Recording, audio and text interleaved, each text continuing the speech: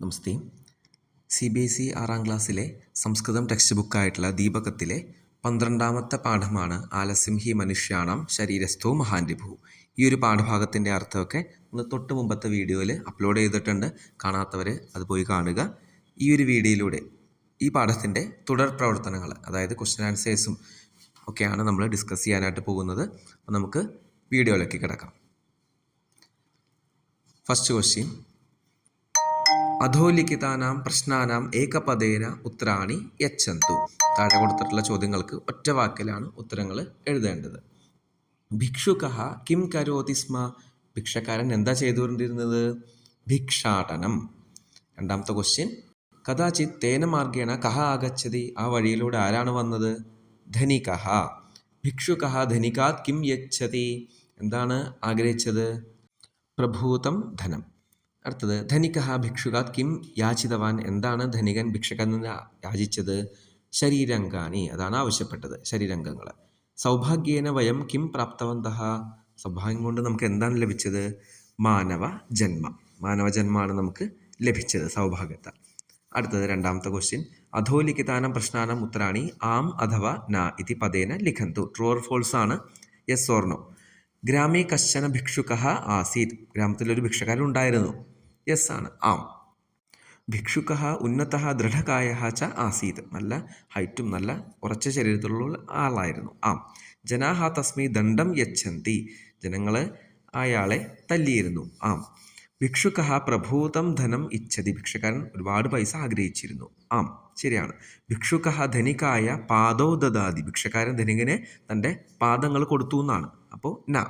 ഭിക്ഷുകഃ ഭിക്ഷാടനം ത്യജതി. ഭിക്ഷക്കാരൻ ഭിക്ഷാടനം ത്യജിച്ചു, ആം. അപ്പോൾ അതിലെ ഒരു ക്വസ്റ്റ്യൻ മാത്രമാണ് ന, ബാക്കി എല്ലാതും ആമാണ്.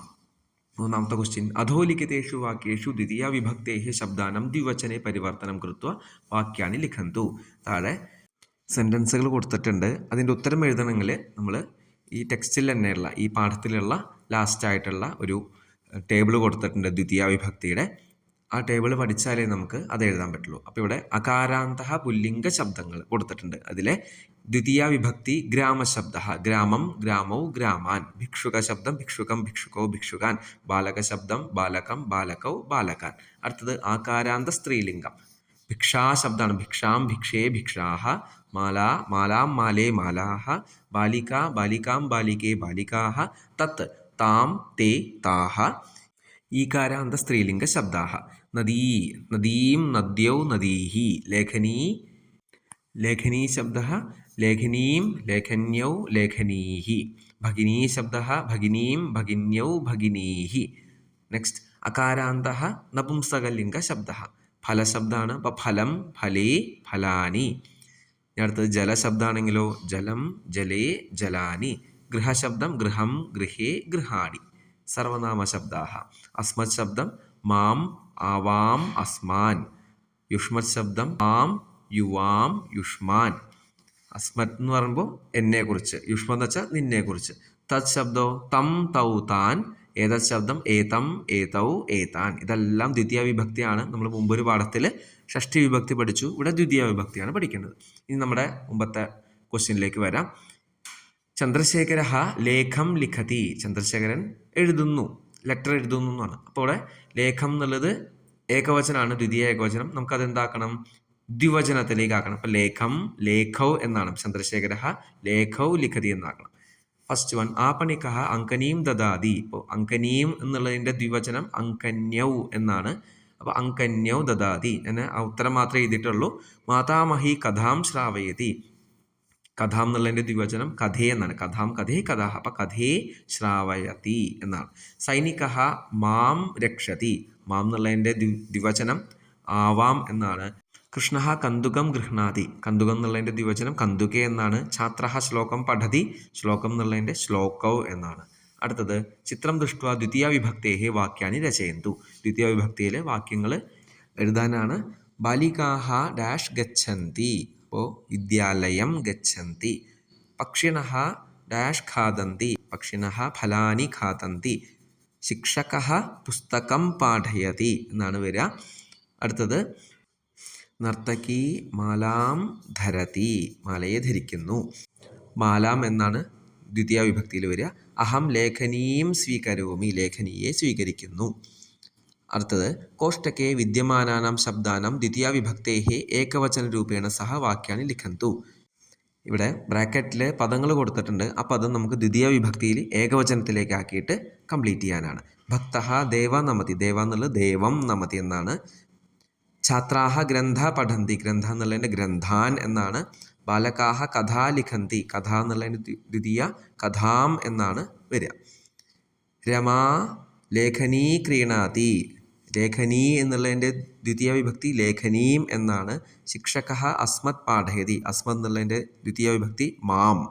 അർജുനഃ നദീ പശ്യതി, നദീ എന്നുള്ളതിൻ്റെ നദീം. പിതാമഹി രജനീ ആഹ്വയതി, രജനീ എന്നുള്ളതിൻ്റെ രജനീം. യുഷ്മ എന്നുള്ളതിൻ്റെ ത്വാം. ക്ഷേത്ര എന്നുള്ളതിൻ്റെ ക്ഷേത്രം എന്നാണ് വരിക. അപ്പോൾ കൃഷകഃ ക്ഷേത്രം കർഷതി. ഞാൻ ആൻസർ മാത്രമേ എഴുതിയിട്ടുള്ളൂ, ബാക്കി ക്രിയാപദവും കർത്തൃപദമൊക്കെ സെയിം ആണ്. പര്യടകഃ കന്യാകുമാരി ഗച്ഛതി, കന്യാകുമാരി എന്നുള്ളതിൻ്റെ ദ്വിതീയ കന്യാകുമാരി. അടുത്ത ചിത്രകാരഃ ചിത്രം രചയതി എന്നാണ് വരേണ്ടത്, ചിത്രം എന്നുള്ളതിൻ്റെ ചിത്രം. നെക്സ്റ്റ് ദ്വിതീയ വിഭക്തേഹ ഏകവചന ശബ്ദാനാം ബഹുവചനെ പരിവർത്തനം കൃത്വ വാക്യാനി രചയന്തു. ഏകവചനത്തിൽ കൊടുത്തിട്ടുണ്ട്, നമുക്കത് ബഹുവചനത്തിലേക്ക് മാറ്റണം. വയം സുഭാഷിതം വദാമഹ, സുഭാഷിതം എന്നുള്ളതിൻ്റെ ഏകവചനാണ്, നമുക്കതെന്താവും ബഹുവചനത്തിൽ. വയം സുഭാഷിതാനി വദാമഹ. അരുണഃ ദൂരവാണീം നയതി, അപ്പോൾ ദൂരവാണീം എന്നുള്ളത് ഏകവചനാണ്, നമുക്കത് ദൂരവാണീഹി നയന്തി ബഹുവചനത്തിൽ. പിതാ ലേഖനീം ആനയതി, ലേഖനീം എന്നുള്ളത് ഏകവചനാണ്, നമുക്കത് ബഹുവചനത്തിലേക്ക് ആക്കുമ്പോൾ ലേഖനീഹി എന്നാണ് വരേണ്ടത്. അപ്പോൾ ലേഖനീഹി ആനയന്തി. ജനനി പാകം പചതി, അപ്പോൾ പാകം പാകൗ പാകാൻ എന്നാണ് ദ്വിതീയ വിഭക്തിയുടെ ഏകവചനം ദ്വിവചനം ബഹുവചനം. അപ്പോൾ പാകാൻ പചന്തി എന്നാണ് എഴുതേണ്ടത്. മാതാമഹ മാം ബോധയതി, മാം എന്നുള്ളതിൻ്റെ അസ്മാൻ എന്നാണ്. ത്വാം എന്നുള്ളതിൻ്റെ യുഷ്മാൻ എന്നാണ്. അഗ്രജ യുഷ്മാൻ ആഹ്വയതി എന്നാണ് ലാസ്റ്റ് വൺ എഴുതേണ്ടത്. ഇനി അടുത്ത ക്വസ്റ്റ്യനിലേക്ക് പോവാം. അധഃ പ്രദത്തം ചിത്രം ദൃഷ്ട്വാ ദ്വിതീയ വിഭക്തേഹ പ്രയോഗം കൃത്വ വാക്യാൻ രചയന്തു. ആ ചിത്രത്തിൽ കുറച്ച് ദ്വിതീയ വിഭക്തി പദങ്ങൾ ഉപയോഗിച്ചിട്ട് വാക്യങ്ങൾ ഉണ്ടാക്കാനാണ്. ശിക്ഷകഃ ഛാത്രാൻ യോഗാസനം ശിക്ഷയതി, അതാണ് ഫസ്റ്റ് സെൻറ്റൻസ്. ഛാത്രാഹ യോഗാസനം കുർവന്തി, ശിക്ഷികാഹ ഛാത്രാൻ പാഠയതി. ഛാത്രാൻ എന്നുള്ളത് ദ്വിതീയ വിഭക്തിയാണ്. ഛാത്രാഹ പ്രതിദിനം വിദ്യാലയം ഗച്ഛന്തി, വിദ്യാലയം എന്നുള്ളത് ദ്വിതീയ വിഭക്തിയാണ്, ഡെയിലി വിദ്യാലയത്തിലേക്ക് പോകുന്നു. ബാലകാഹ കന്തുകം ക്രീഡന്തി, കന്തുകം എന്നുള്ളത് ദ്വിതീയ വിഭക്തിയാണ്. ഏകഃ ബാലകഃ കന്തുകം ക്ഷിപതി, അതിലെ കന്തുകം എന്നുള്ളത് ദ്വിതീയ വിഭക്തിയാണ്. ഏഴാമത്തെ ഛാത്രൗ സങ്കണകേ പശ്യതഃ, സങ്കണകം സങ്കണകേ സങ്കണകാനി, അപ്പോൾ അതിൽ സങ്കണകേ എന്നുള്ളത് ദ്വിതീയ വിഭക്തിയാണ്. കമ്പ്യൂട്ടർ നോക്കുന്നു എന്നാണ് അർത്ഥം, രണ്ട് കുട്ടികൾ കമ്പ്യൂട്ടർ നോക്കുന്നു. വിദ്യാലയെ വിശാലം ക്രീഡാക്ഷേത്രം അസ്തി, ഇതിലെ ക്രീഡാക്ഷേത്രം ദ്വിതീയമാണ്. വിദ്യാലയസ്യ പുരതഃ മനോഹരം അസ്തി വൃക്ഷാത് പർണാണി ഭൂമിം പതതി, ഇതിലെ ഭൂമിം എന്നുള്ളതും ദ്വിതീയ വിഭക്തിയാണ്. അടുത്ത ക്വസ്റ്റ്യനിലേക്ക് പോകാം. ഉദാഹരണാനുസാരം അധോലിഖിതാനം പദാനം ദ്വിതീയ വിഭക്തേഹ രൂപാണി ലിഖന്തു അവഗച്ഛന്തു. ദ്വിതീയ വിഭക്തിയുടെ രൂപങ്ങളിലേക്ക് മാറ്റാനാണ്. എക്സാമ്പിൾ കൊടുത്തിട്ടുണ്ട്. യുവകഃ യുവകം, ആസന്തഃ ആസന്തം, ധനികൗ ധനികൗ, പാദാഹ പാദാൻ, ഗോളദീപൗ ഗോളദീപൗ, ഹസ്തഃ ഹസ്തം, അഹം മാം, യുവാം യുവാം തന്നെ.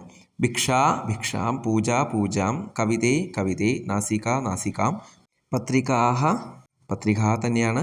പേട്ടിക പേട്ടികാം, യൂയം യുഷ്മാൻ, ആവാം അസ്മാൻ. നദീ നദീം, ലേഖനീ ലേഖനീം, ജനനീ ജനനീം, കർത്തരീ കർത്തരീം, അങ്കന്യോ അങ്കന്യോ തന്നെയാണ്. സമ്മാർജന്യഃ സമ്മാർജനീഹി, ദ്രോണീ ദ്രോണീം, ഭഗിനി ഭഗിനീം എന്നാണ് എഴുതേണ്ടത്. ധനം ധനം, നഗരം നഗരം, പുഷ്പേ പുഷ്പേ, പുഷ്പാണി പുഷ്പാണി, പുസ്തകാനി പുസ്തകാനി, വനാനി വനാനി, ത്വം ത്വം ത്വാം, സഹ തം. ഇങ്ങനെയാണത് കംപ്ലീറ്റ് ചെയ്യേണ്ടത്. ഈ ഒരു അഭ്യാസത്തോടു കൂടി ഈ ഒരു പാഠഭാഗം കംപ്ലീറ്റ് ആയിരിക്കുകയാണ്. അടുത്തൊരു വീഡിയോയിലൂടെ നമുക്ക് അടുത്ത പാഠം 13ാമത്തെ പാഠം നമുക്ക് മനസ്സിലാക്കാം, പഠിക്കാം. അതുവരെ എല്ലാവർക്കും നമസ്തേ, ധന്യവാദാഹ.